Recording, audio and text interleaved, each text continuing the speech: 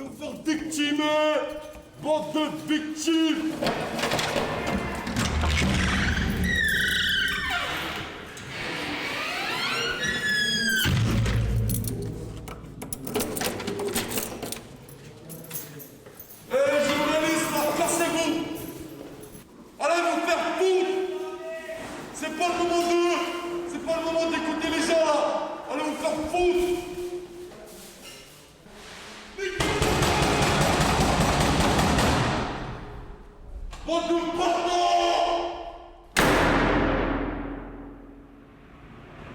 Comment ça se passe à En l'intérieur? gros, Le prénom.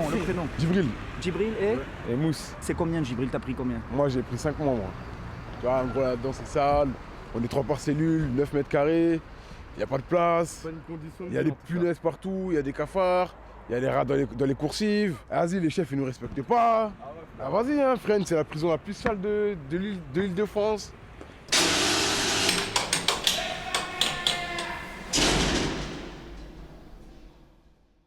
On est avec Adeline Hazan, qui est Madame le contrôleur général des lieux de privation de liberté. Bonjour. Bonjour. Et avec Johan Carrard, qui est surveillant pénitentiaire à Fresnes. Récemment, tout le monde a été saisi, scandalisé, choqué, indigné par un rapport que vous avez publié. Adeline Hazan, vous avez conduit cette enquête à la prison de Fresnes. Est-ce que ce qu'on vient d'entendre là correspond à ce que vous avez vu? Oui, malheureusement, c'est ce que nous avons observé, c'est ce que nous avons dénoncé dans un rapport. Et qui fait grand bruit? Oui, le plus inquiétant, c'est que nous étions déjà allés, le contrôle général était déjà allé à Fresnes en 2012, qui est quand même pas si vieux que ça, et n'avait pas fait du tout les mêmes constats. Enfin, certaines choses avaient été relevées, mais vraiment, ce qui a été constaté, c'est que ça s'est énormément dégradé en 4 ans.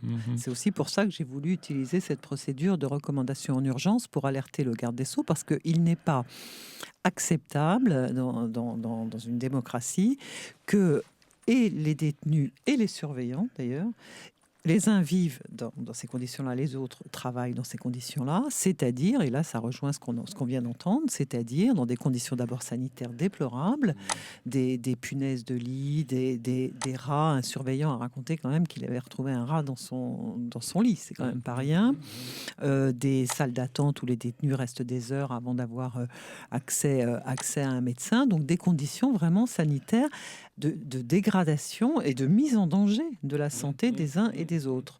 Et ça, c'est évidemment une conséquence, entre autres, mais de la surpopulation carcérale, puisque à Fresnes, c'est 200% de taux d'occupation. Donc 200%, ça veut dire que effectivement, les détenus sont dans des cellules à moins de 10 mètres carrés, ils se retrouvent à 3, ce qui est quand même absolument effrayant. Chaque surveillant a en charge 120 détenus. Donc, qu'est-ce qu'il peut faire? Et puis, tout à l'avenant, c'est-à-dire, du coup, les rendez-vous médecins sont très longs à obtenir, les activités, il y en a beaucoup moins. Enfin, tout est calculé sur le nombre, l'effectif théorique. Et la réalité, elle est évidemment loin de l'effectif théorique de détenus. Ouais.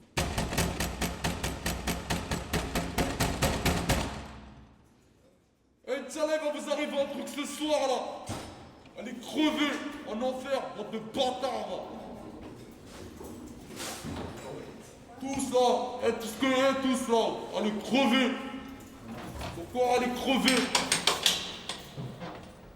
Johan Carrard, donc vous êtes surveillant pénitentiaire à Fresnes. Ce qu'on vient d'entendre, ça correspond à ce que vous vivez, ce que vous constatez? Effectivement, sur les conditions sanitaires de l'établissement, malheureusement, c'est pas quelque chose de nouveau. Enfin voilà, même en 2012, quand Monsieur Delarue était venu, Contrôleur général des lieux de privation de liberté à l'époque. À l'époque, ce qu'il faut savoir, c'est que généralement, les visites d'autorité sont largement prévenues à l'avance. Enfin voilà. Donc on fait le ménage avant. On fait le ménage avant. On a fait le ménage avant. Enfin, à l'époque, je peux vous garantir que quand on a su que M. Delarue allait venir, il y a eu des coups de peinture et des débarrassages qui ont été faits dans la prison. Quand Mme Hazan est venue, on a fait pareil, on a fait le ménage avant que vous veniez? Pas assez rapidement, a priori. Voilà, non mais faut le dire très clairement. Et nous, on est partisans d'inciter justement maintenant les députés qui ont le droit de venir accompagnés de journalistes, de venir comme ça du jour au lendemain sans prévenir et de voir un peu ce qui se passe. Et voilà, donc les conditions sanitaires ne sont pas nouvelles. Je pourrais même dire qu'elles étaient pires avant, parce que moi j'ai connu des rondes de nuit où je marchais sur des tapis de rats. Enfin, c'est pas une image, mais c'était comme ça. Nous, ce qu'on regrette un peu dans ce rapport, c'est qu'on met beaucoup l'accent sur le détenu et notamment sur le fait qu'il est en grande souffrance.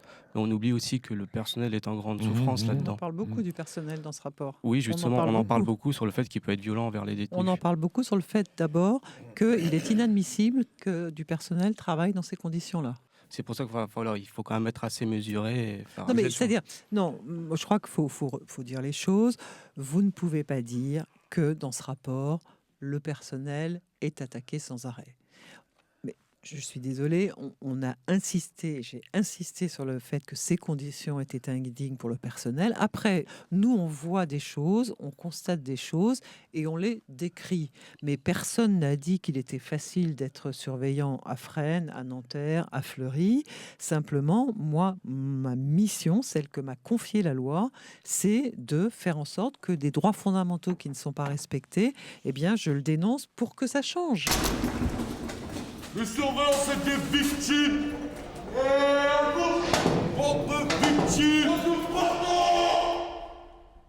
Tout ça reste quand même profondément inhumain. Vous avez les mains dans une inhumanité.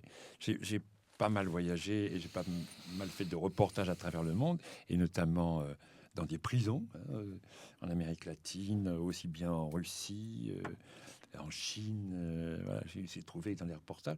Et c'est des conditions souvent très, très différentes. La prison n'a pas partout la même fonction.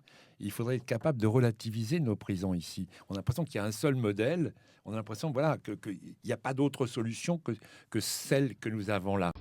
Mais cette espèce d'évidence, si vous voulez, que la privation de liberté est au fond la forme la plus simple, la plus logique, la plus raisonnable, la plus équitable de punir quelqu'un parce que il avait commis une infraction, cela n'était pas tellement interrogé. Or, ce que j'ai voulu faire, c'est de montrer combien finalement cette adéquation, pour nous si claire et simple, de la peine avec la privation de liberté, était en réalité quelque chose de récent. Quelque chose de récent, c'est une invention technique qui a été, dont les origines bien sûr sont lointaines, mais qui a vraiment été intégrée à l'intérieur du système pénal et qui a fait partie de la rationalité pénale à partir de la fin du XVIIIe siècle.